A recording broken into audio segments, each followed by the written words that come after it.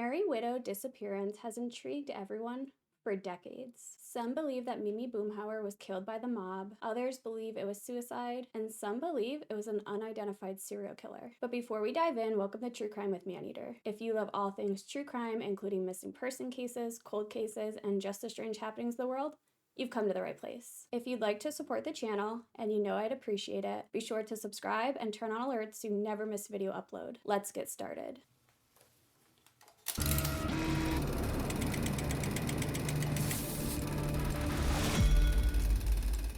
Born in 1901, 48-year-old Mimi Boomhauer was a well-known socialite in Los Angeles, California. Mimi did inherit her late husband's fortune and lived in their 10-room Spanish-style mansion in the middle of Bel Air. Novice Boomhauer, her late husband, was a big game hunter who often took Mimi on safaris with him. He was also a linoleum magnate who had died 6 years earlier. Although Mimi appeared to have a lavish life, it seems that she was having some financial issues, and she was beginning to sell off her assets. Earlier in the year of 1949, she had taken out an equity loan to start a new business. The loan was for $5,000, but the new business never came around. She would begin to sell her husband's hunting trophies and had pawned a $3,000 watch for just $100. The house at the time was worth $75,000, but she was looking to sell it below market value at $65,000. The thing is, Mimi still wore over $25,000 worth of jewelry on a daily basis, and then things would become incredibly strange for the well-known socialite. On August 18th, 1949,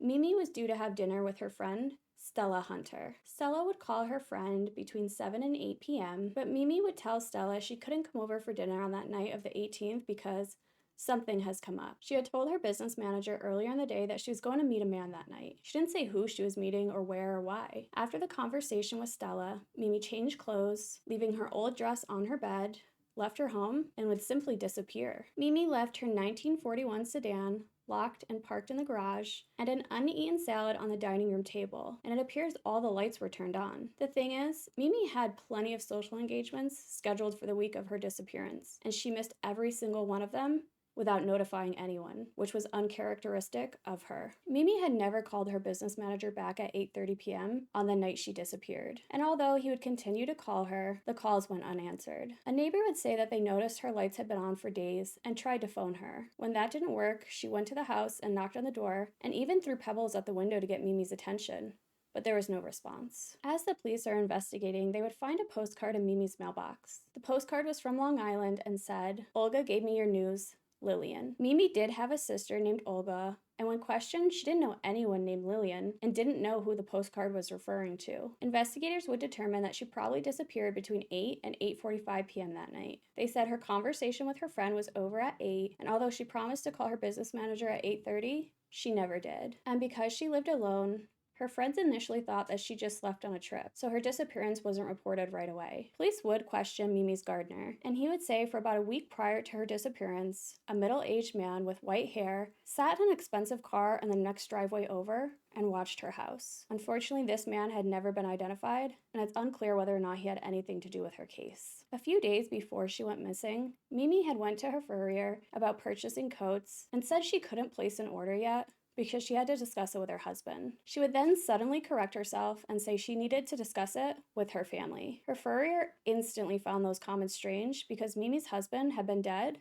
for years at this point, and her closest relative was a sister who lived in New York. Investigators would talk to her siblings, and they said that Mimi had never run any sort of purchases past them before, so it would be very strange for her to do it now. Police would investigate the theory that she eloped, but they could find no evidence to support it. Her friends and family didn't think she was interested in getting remarried, and they knew she wouldn't leave without telling anyone. And then suddenly, on August 25th, her white handbag was found in a telephone booth at a supermarket in Los Angeles. And this was a week after she disappeared. On the side of the purse, someone had written a message in ink. It stated, "Police Department, we found this at the beach Thursday night," and Thursday happened to be the day that Mimi disappeared. Her purse did contain her credit card, driver's license, her car and house keys, a compact mirror, and her lipstick. And it didn't appear that the purse had been exposed to sand or water, but that really was the last known trace of Mimi. Mimi was described as a fun-loving and very social woman, and although she gave an appearance of a wealthy individual,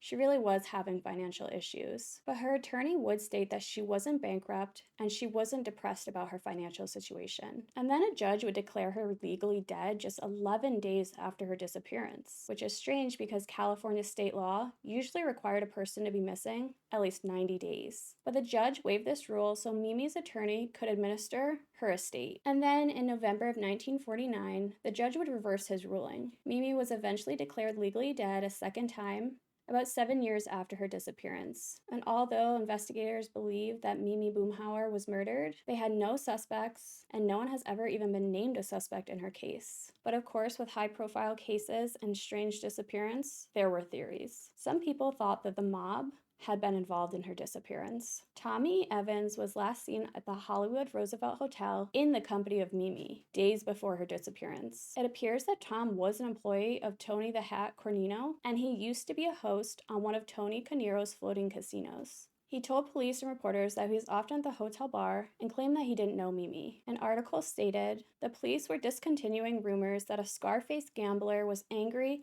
at Miss Boomhauer for not selling him the place for a gambling palace." Tom Evans was briefly questioned about the disappearance of Gene Spangler, who had gone missing a few months later in similar circumstances. People speculate that Mimi perhaps had a gambling habit. They believe that this gambling habit is why she was having significant financial issues. When she went to sell her late husband's trophies, they were thought to be around $300,000, which was almost $3 million in 2020. But it appears she sold it for a fraction of that value. One of the buyers of an elephant trophy found out later that the tusks had been replaced with plaster and that the ivory had likely been sold off by Mimi before she vanished. Some people believe that Mimi had run away and remarried, and because she had a lot of jewelry, they figured it was enough to sustain her lavish lifestyle for a little while. And because she mentioned a husband at the furrier, people suspect that perhaps she was in a relationship, while others think that perhaps she felt pressured into making a decision by the store clerk and just wanted to leave the shop. Police would also consider that perhaps she committed suicide over the grief of her husband's death and her financial issues, but they couldn't find any proof to support this. Friends would tell police that Mimi wasn't depressed and she was the life of the party always, and because of this, she was given the nickname the Merry Widow. Had she killed herself? Where was the body? Her car was still in the garage, and none of the local taxi companies had sent a car to her house. Because she was trying to sell her house, some believe that potential buyers were coming to view it without a realtor present, so perhaps the killer could have entered the house with the deception that he wanted to look at the property and perhaps had taken Mimi against her will. Olga, Mimi's sister, believed that she may have been targeted because of her jewelry by a prospect homebuyer who took the opportunity to abduct her and kill her when he realized she was alone in that big house.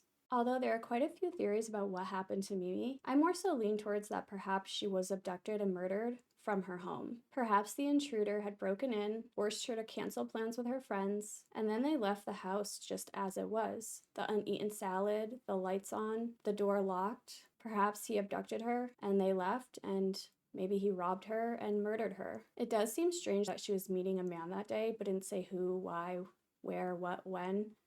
She didn't give him any details. Had she been meeting a man to sell off some of her trophies or jewelry, or perhaps even meeting about the house? That could obviously be the prime suspect in this case.